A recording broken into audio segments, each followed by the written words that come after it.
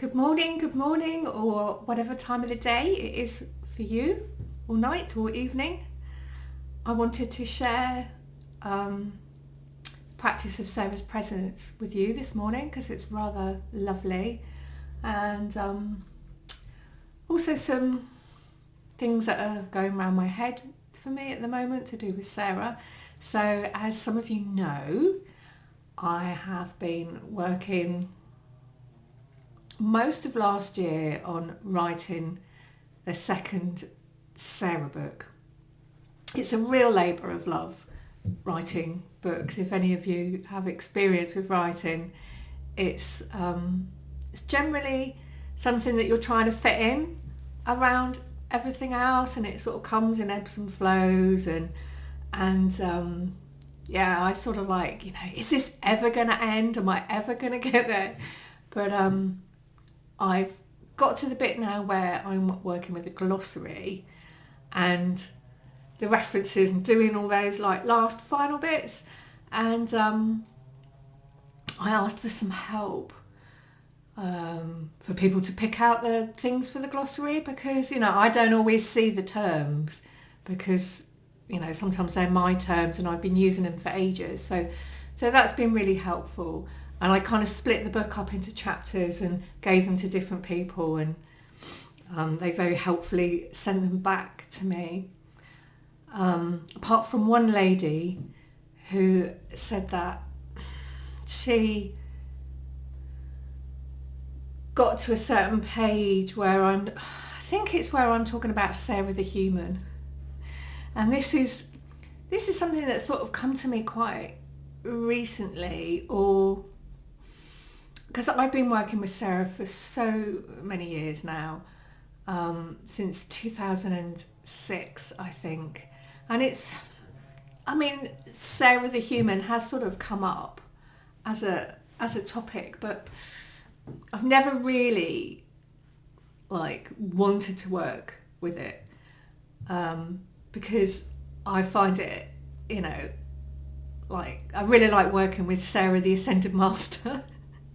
And this is why it's so interesting, because we all have different parts of ourselves. We have our human part. So I have my human part. I'll talk about me. I have my human part. I have my part of myself that's divine. I have all these energy bodies in between, and of course they're all me. And yet at the same time, our consciousness is very split, because we're not in oneness. We're not in oneness as yet.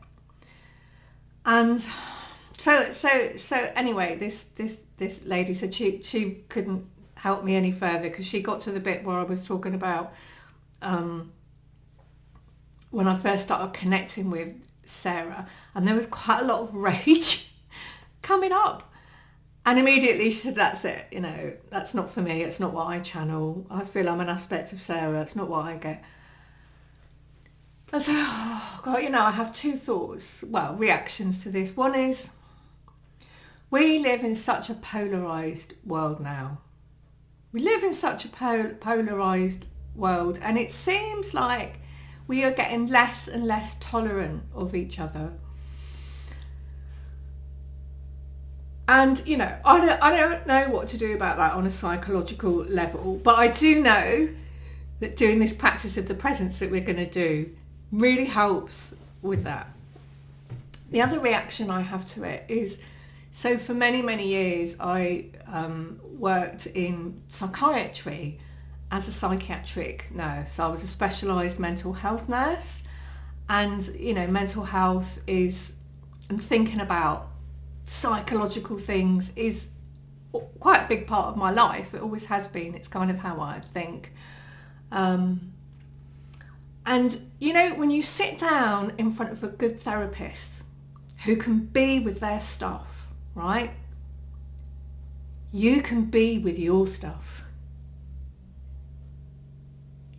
You can be with all those parts of yourself. Again, perhaps I'll just talk about me.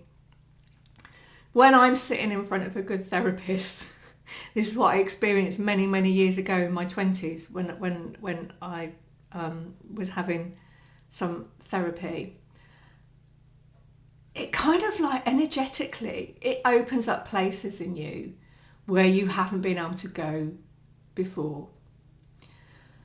And I don't know if any of you have ever had the experience of like divine love,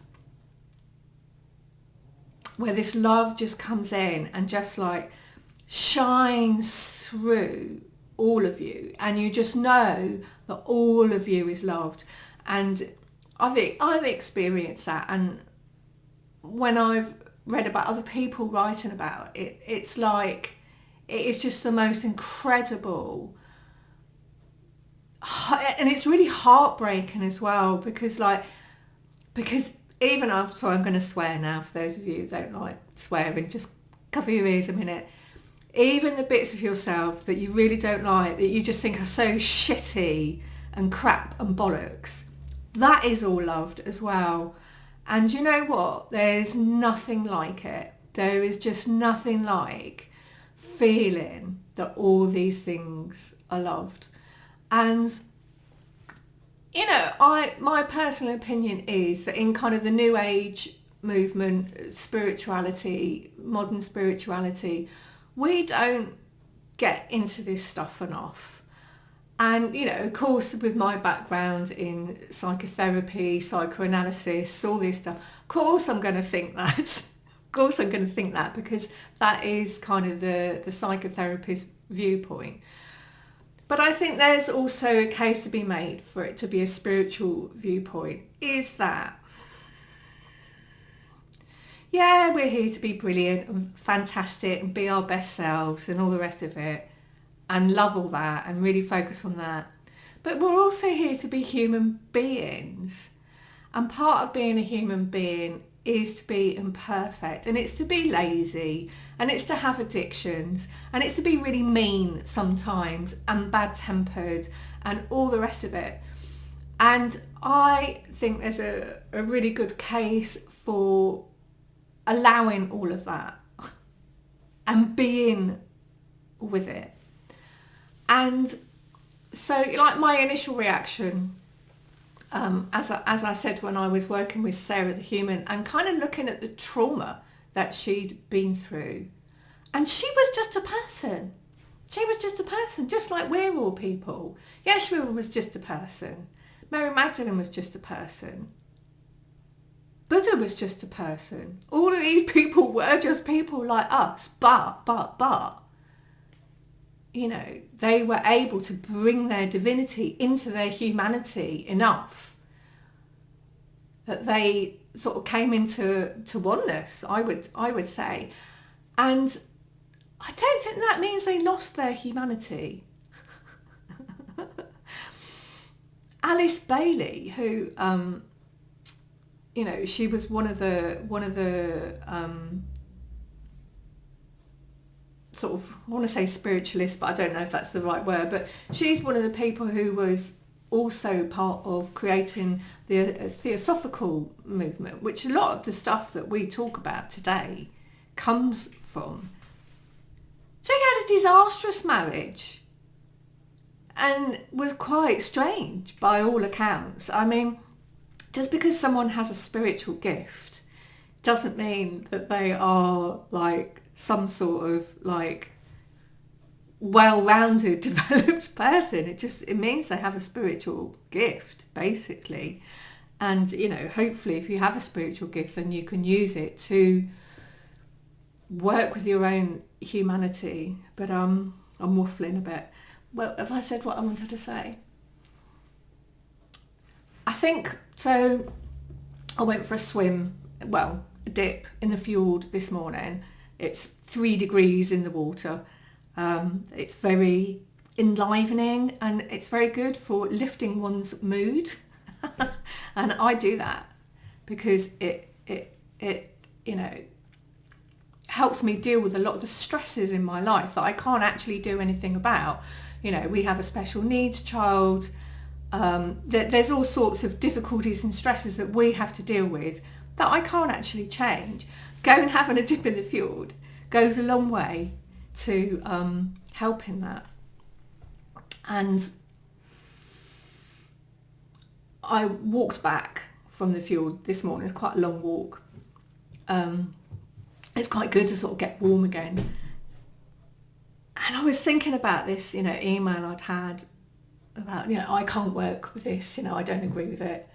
And, I don't have that view of Sarah. And that's fine. I mean, I do say at the beginning, because I try to cover as much of the different aspects of Sarah as possible, which is not just my ideas, but other people's ideas as well. Because I think it's interesting to take the whole. And, it's all right, I don't mind that she hasn't agreed with me. But it just made me think of that bigger sort of thing in our society where we don't agree with each other politically, or we don't agree with each other about the corona. So we're all like, stepping away from each other. And, the whole thing, like Carl Jung, who is the, he has the psychology that is famous for its coming into oneness. It's called conjunctio, or I can never pronounce it. It's spelled quite strangely as well. But it's about that process within us, the masculine and the feminine coming in to oneness. And it's called the tension of opposites. Because when we have opposing views, whether within ourselves or with other people, there is a lot of tension, and it takes a lot of maturity to be able to be with that. But also, like, doing this practice of the presence, I'll stop talking in a minute and we can do it. It also really, really helps that process, and is rather lovely. And I think this is, what Sarah is all about. It's all about accept your shit, love your shit. Yeah, be brilliant, be fantastic. Also, be everything else that you are. And, it's a practice, isn't it? Loving your shit, not judging your shit. Being all of those things. I mean, I've always been really inspired by the stories. I look it up every now and then and I forget. But there's a specific Buddha who was a murderer and was just like so evil and awful. One day, because the divine is always giving us opportunities to see the divine and come closer to the divine. And one day, something happened and he went, oh, like that. And, the story is sort of within, 10 years or something, he'd become a Buddha.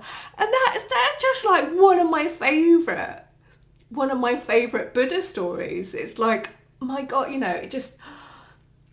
That to me, it just like, it gives me so much hope for humanity.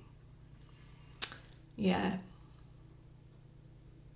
And I really feel like Sarah is there for all of us who are just, life's hard, isn't it? It is. It is. And we have to develop resources and skills and talents and bring our best selves to the table to deal with that. And we can't always do it, and that's okay. That's okay. The universe is there for us to call on and to ask for resources and to get help. And the more we do that, the more we practice interdependency. Anyway, practice of the presence. This one is using a candle. They're not all using a candle. Not everybody uses candles anymore. But this one is. It's an easy way. So as I light the candle, I'm calling Sarah's presence in.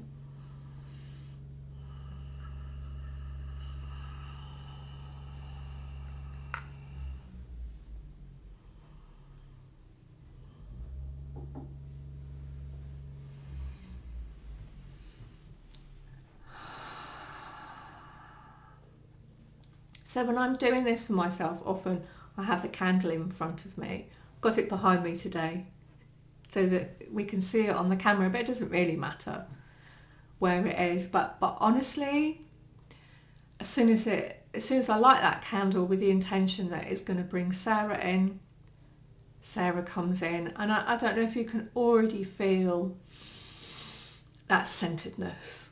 It's like I can now feel the light in my heart. I can now feel the divinity in my heart.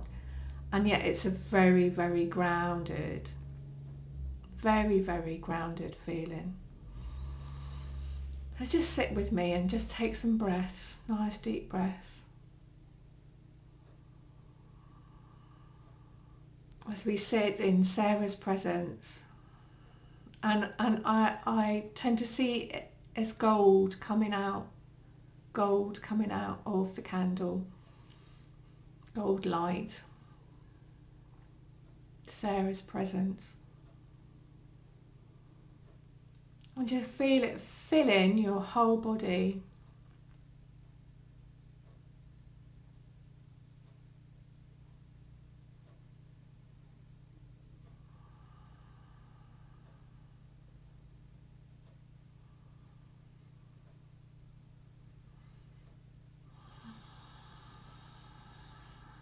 You're not trying to do anything.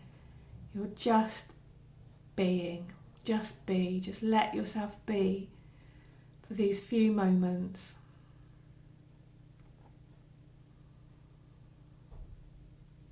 And allow Sarah's presence, this golden light, to fill you.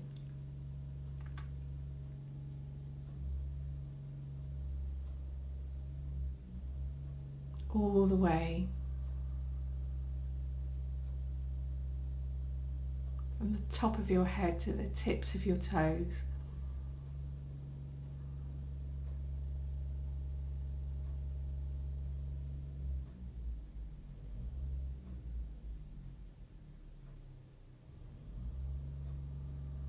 And just imagine for a moment that everything within you is coming into oneness.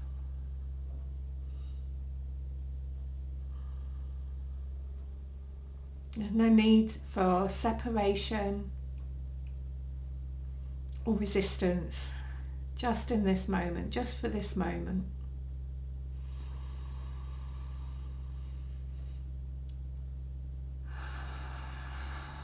And just feel the relief of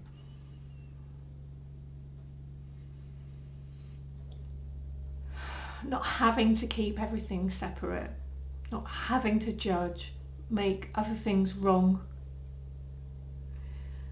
as we do as part of our humanity, but allowing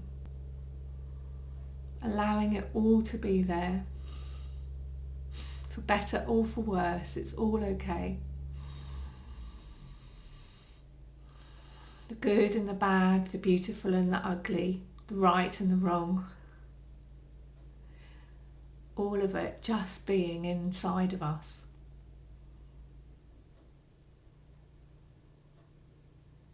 And just take a few more deep breaths as you bask in Sarah's presence of an allowingness.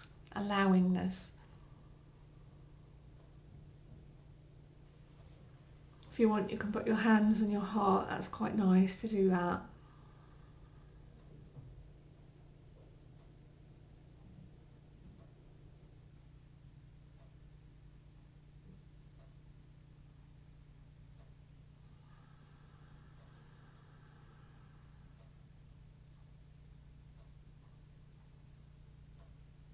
All is well. All is well.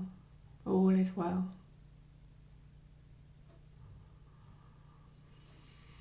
So, thank you for giving me and Sarah your time to share in this, and my words that are being expressed. It's a new moon today. There's a big shift in the energy, and I'm going to try and come on a little bit more often and share my ideas and thoughts, and hopefully a bit of Sarah's energy. Lots of blessings. Bye everybody. Bye.